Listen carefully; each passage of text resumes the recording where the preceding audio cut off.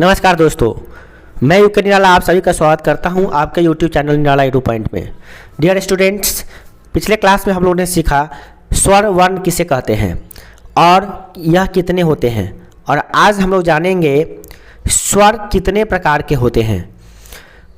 उच्चारण में लगने वाले समय के आधार पर स्वर मुख्यतः 3 प्रकार के होते हैं। अर्थात जब हम स्वर का उच्चारण करते हैं तो उसमें जो समय लगता है उसके आधार पर अगर उसको हम बांटें तो 3 भागों में बांट सकते हैं। पहला है हर्ष स्वर, दूसरा दीर्घ स्वर और तीसरा पलुत स्वर भी कह सकते हैं। तो और जाति के आधार पर अगर बांटें कि जाति के आधार पर उसको बांट दें तो ये स्वर जो है 2 प्रकार के होते हैं। पहला होता है सजातीय, दूसरा होता है विजातीय। चलिए अब हम लोग बात करते हैं हर्ष स्वर किसे कहते हैं। देखिए, हर्ष स्वर किसे कहते हैं? वैसे स्वर जो एक मात्रिक हो, मतलब एक मात्रिक मतलब जिसमें एक मात्रा हो, सिर्फ एक मात्रा, उसे हर्ष स्वर कहते हैं। जैसे अ, ई, उ, री, ये जो 4 हैं हर्ष स्वर हैं क्योंकि इसको उच्चारण में बहुत ही कम समय लगता है। अब जानते हैं दीर्घ स्वर किसे कहते हैं।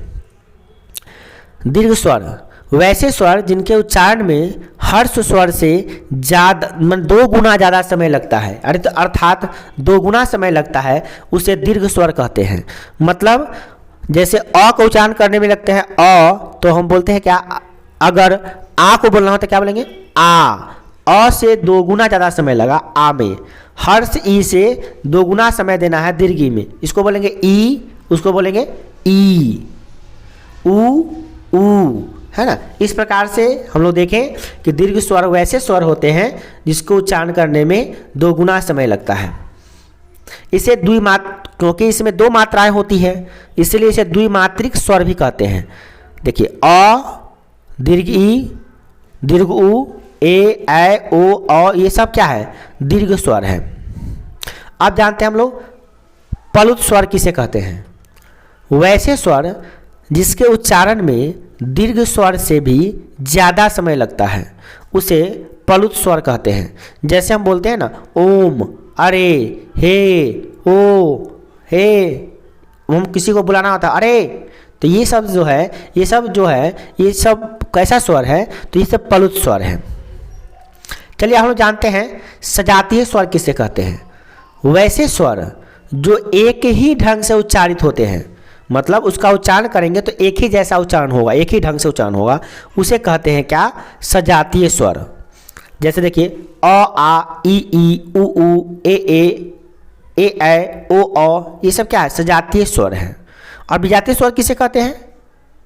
तो वैसे स्वर जिनका उच्चारण एक ढंग से नहीं हो, जिसका उच्चारण एक तरीका से नहीं होता, एक जैसा नहीं होता है, उसे विजातीय स्वर कहते हैं। जैसे अ, ई, आ, उ, आ, ए, ये सब क्या है, अलग अलग है इत्यादि, ये सब क्या है, विजातीय स्वर है। चलिए अब हम जानते हैं व्यंजन किसे कहते हैं। देखिए व्यंजन किसे कहते हैं, जिन वर्णों का उच्चारण स्वर की सहायता से किया जाता है, उसे व्यंजन कहते हैं। देखिए व्यंजन की परिभाषा एकदम सिंपल है, क्या, जिन वर्णों का उच्चारण स्वर की सहायता से किया जाए। जैसे क बोलते हैं तो क में क्या है, क हलंत प्लस अ, तो क में जब तक अ नहीं आएगा तब तक क का पूरा अर्थ नहीं आएगा, है ना। जैसे हम कमल भी लिखते थे, क्या लिखते, कैसे क ए देते हैं, क्या है, आकार की मात्रा, जब तक अ नहीं आएगा तब तक वो कमल क नहीं होगा। ख बोलते हैं, ख, अ आया लास्ट में, यानी कि इसको उच्चारण करने के लिए स्वर की जरूरत पड़ती है, बिना स्वर की सहायता से इसको उच्चारण नहीं कर सकते हैं। चलिए व्यंजन कितने प्रकार के होते हैं, अब हम लोग जानते हैं व्यंजन कितने प्रकार के होते हैं। तो देखिए व्यंजन मुख्यतः 4 प्रकार के होते हैं। मुख्यतः ऐसे कहीं कहीं पे 5 प्रकार और कहीं कहीं पे 3 प्रकार भी दिए रहते हैं, मगर मुख्यतः 4 प्रकार के होते हैं। सबसे पहला स्पर्श व्यंजन, दूसरा अंतस्थ व्यंजन, तीसरा ऊष्म व्यंजन और चौथा होता है संयुक्त व्यंजन। चलिए अब जानते हैं बारी बारी से इनको। तो 20 नंबर क्वेश्चन क्या है, स्पर्श व्यंजन किसे कहते हैं। वैसा व्यंजन जो कंठ, तालु, मूर्ध हो गया यहाँ पे, मूर्धा एवं दांत इत्यादि के स्पर्श से बोले जाते हैं, स्पर्श व्यंजन कहलाते हैं। मतलब इसके को उच्चारण करने में कंठ, तालु, मुर्दा एवं दांत से स्पर्श होगा। क्या चीज़ का स्पर्श होगा? जीभ का स्पर्श होगा, है ना। चाहे आपस में भी स्पर्श हो सकता है, तो ऐसे को कहते हैं स्पर्श व्यंजन। इनकी संख्या जो है टोटल 25 है। 25 कौन कौन है चलिए जानते हैं। पहला है क वर्ग। क वर्ग माने क्या? क ख ग घ अंग। उसके बाद 5 हो गए। च वर्ग, च छ ज झ य। ट वर्ग, त ठ ड ढ बड़ी न या अड़। त वर्ग, त थ द ध न। प वर्ग, प फ ब भ म।